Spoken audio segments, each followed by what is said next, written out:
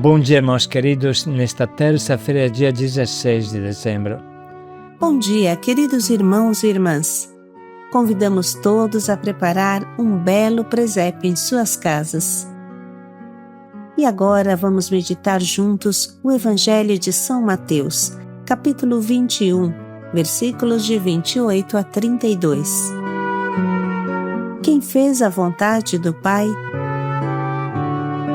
O trecho de hoje é simples e claro. Até uma criança o entende. Mas ele nos questiona profundamente.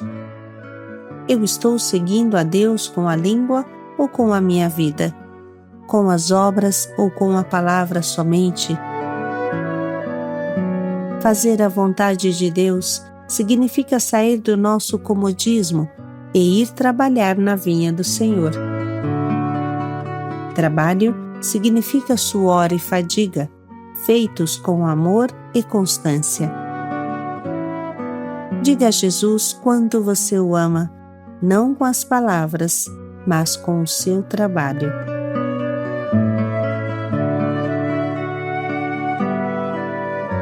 O Senhor esteja convosco. Ele está no meio de nós. Proclamação do Evangelho de Jesus Cristo segundo Mateus. Glória a vós, Senhor. Naquele tempo, disse Jesus aos chefes dos sacerdotes e aos anciãos do povo: Que vos parece? Um homem tinha 2 filhos.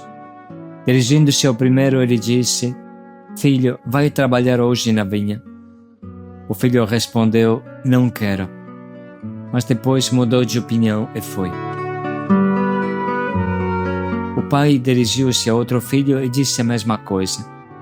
Este respondeu: Sim, Senhor, eu vou, mas não foi. Qual dos 2 fez a vontade do Pai? Os sumos sacerdotes e os anciãos do povo responderam: O primeiro. Então Jesus lhes disse: Em verdade eu vos digo que os publicanos e as prostitutas vos precedem no reino de Deus. Porque João veio até vós num caminho de justiça, e vós não acreditastes nele. Ao contrário, os publicanos e as prostitutas creram nele. Vós, porém, mesmo vendo isso, não vos arrependestes para crer nele. Palavra da salvação. Glória a vós, Senhor.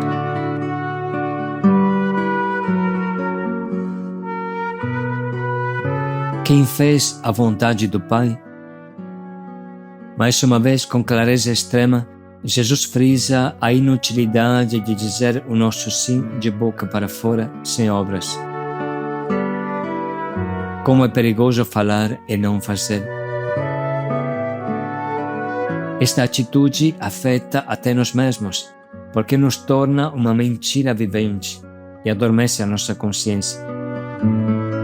Quando falamos sim com a boca e não com as mãos, estamos mentindo a Deus e sobretudo a nós mesmos. A nossa consciência fica adormecida e não tem o choque pelo mal que fizemos. Não tem nem a percepção do grave pecado que cometemos desobedecendo a Deus. Trata-se de um auto-engano para amordaçar a nossa consciência. Isso que é grave. Quem fala assim com a boca e não com as mãos, dá largas à preguiça, peca e não quer saber. E não quer se dar conta.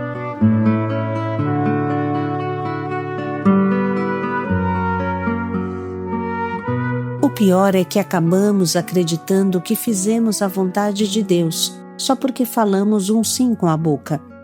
Mas a vontade de Deus não se faz com a boca, e sim com as mãos, trabalhando. O que conta é a obediência da vida e não da fala. Não basta a intenção de fazer a vontade de Deus, precisa da ação concreta. Precisa de honestidade, de sinceridade, de justiça, como falava a Bíblia Sagrada. Essa justiça, que é fidelidade e a coerência de vida, faz coincidir a palavra dada com a ação. Faltando isso, cometemos 2 pecados, o de desobediência e o de mentira. As 2 coisas nos tornam filhos do demônio, da pior maneira que se possa imaginar.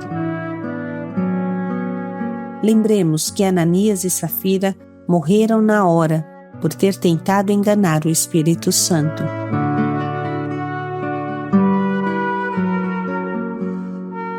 Antigamente era muito grave não respeitar a palavra dada, não ser um homem de palavra, não ser alguém que respeita seus compromissos.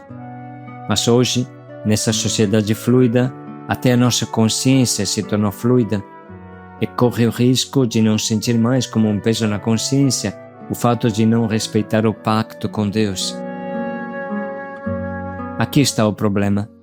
Fazer a vontade de Deus não é opcional. Não é algo que pode ser e não ser, como se não afetasse o meu relacionamento com Deus. Não, irmãos, não é assim. Na verdade, a realização da vontade de Deus e o nosso relacionamento com Deus são a mesma coisa.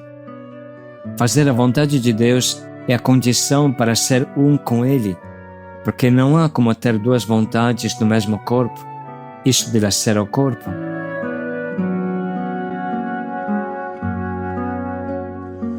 Muitas vezes demos o exemplo. Ao puxar uma perna para a direita e outra para a esquerda, esse corpo não ficaria esquartejado? Assim é quando eu pretendo ficar em Deus e fazer a minha vontade.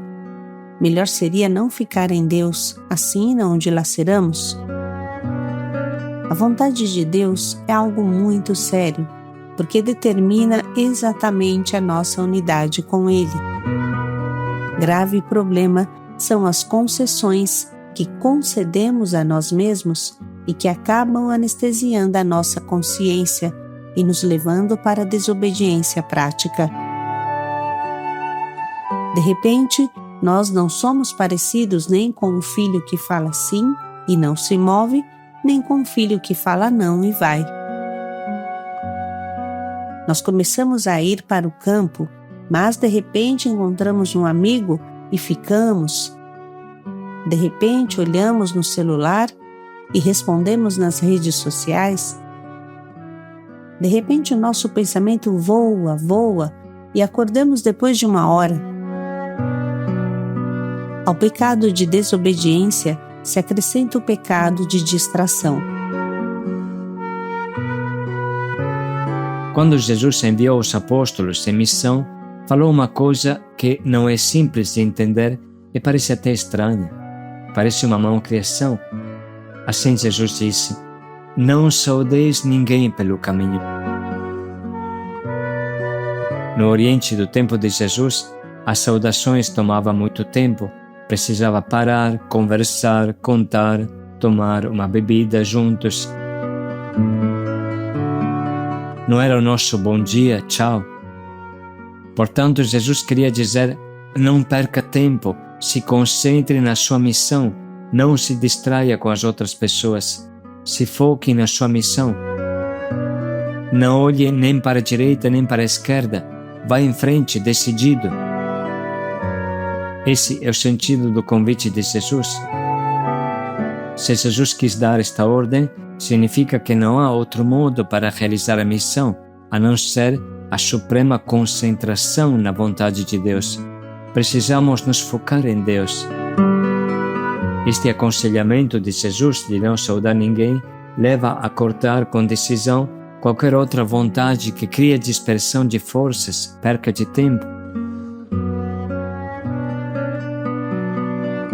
Isso é o que os santos chamam de virtude, ou seja, a persistência em repetir atos bons, ter comportamentos bons, não somente um dia, mas 2, 3 semanas, sempre. A repetição de atos bons, que nos custam porque não correspondem às nossas más inclinações, é uma virtude, ou seja, uma força viril, que nos leva a realizar a vontade de Deus com a determinação necessária, com firmeza. Precisamos realmente fazer coincidir o que sai da nossa boca com o que sai das nossas mãos. Precisamos prestar atenção às promessas que nós fazemos e não mantemos. Por exemplo, um dia escolho de fazer um jejum e o outro digo: estou com dor de cabeça, estou cansado, acho que vou comer isso ou aquilo. justamente o que no dia anterior havia decidido de não comer. Deus entende, enfim. Mas, na verdade, quando eu serei determinado?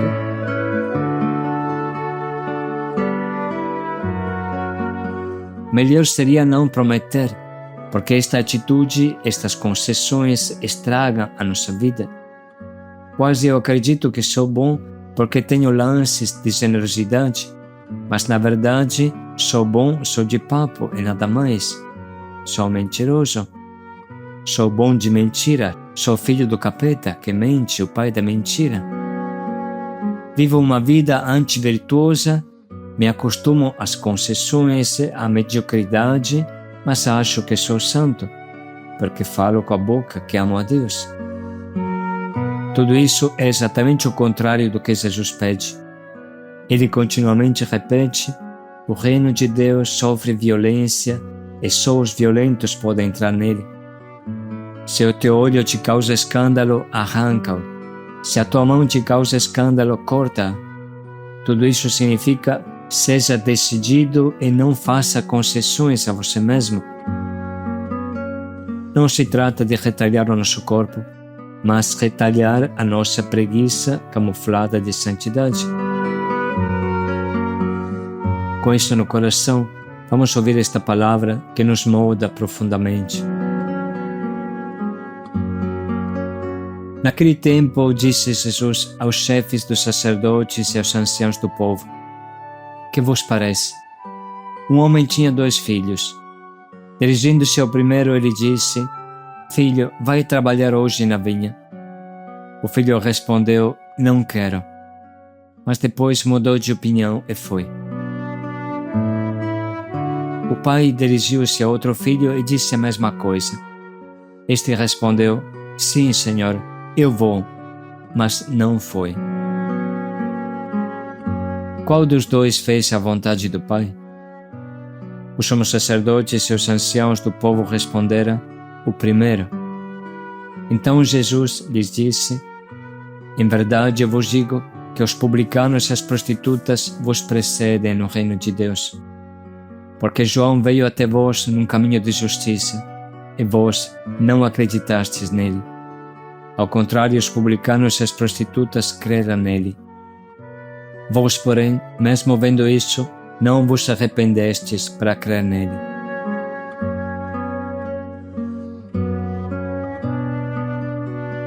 Vamos agora sublinhar e anotar o que mais fica no nosso coração.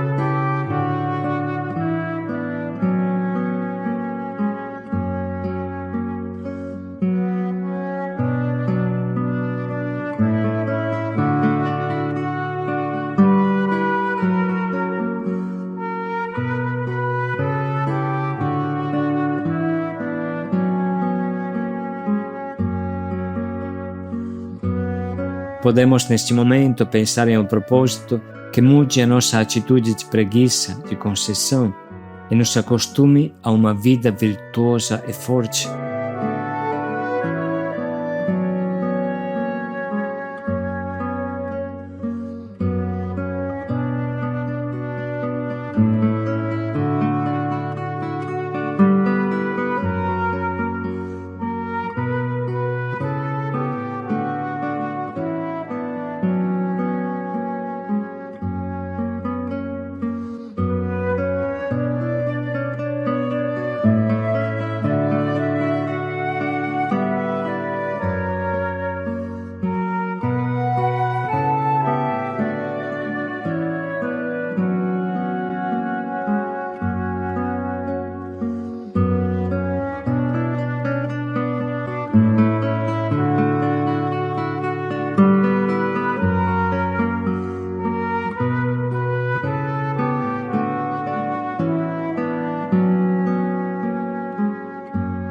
Vamos refletir mais um minuto para pensar bem em como colocar em prática o quanto nos propomos.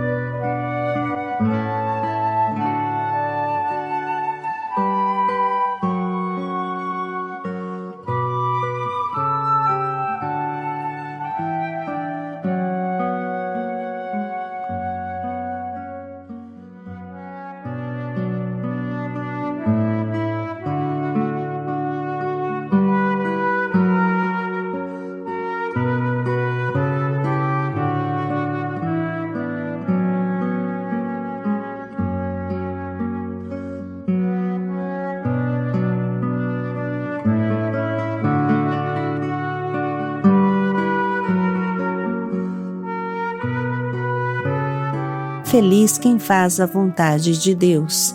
Paz e alegria a todos. Com determinada determinação, com firme determinação, paz e alegria a todos.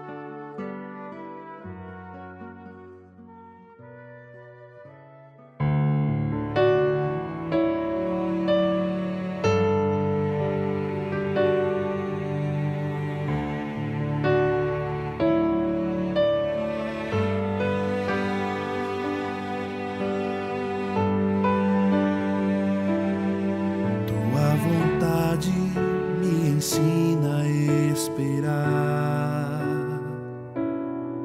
Tua vontade me ensina a compreender.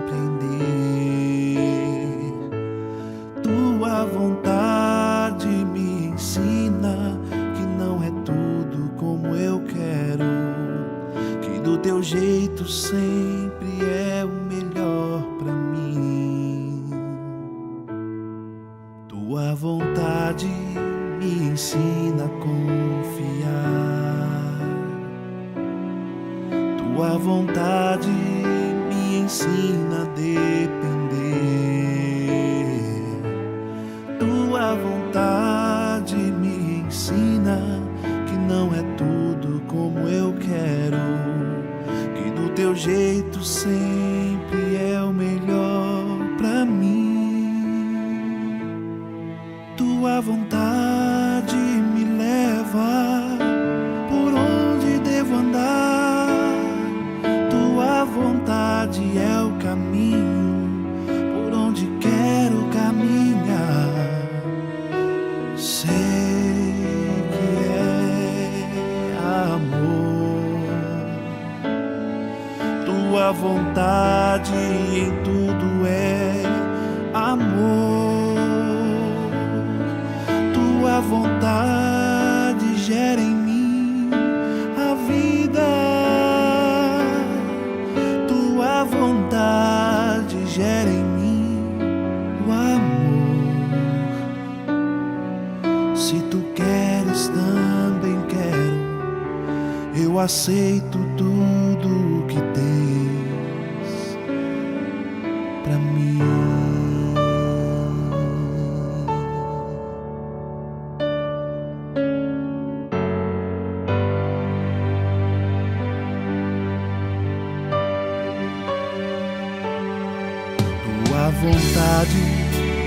ensina a confiar. Tua vontade me ensina a depender.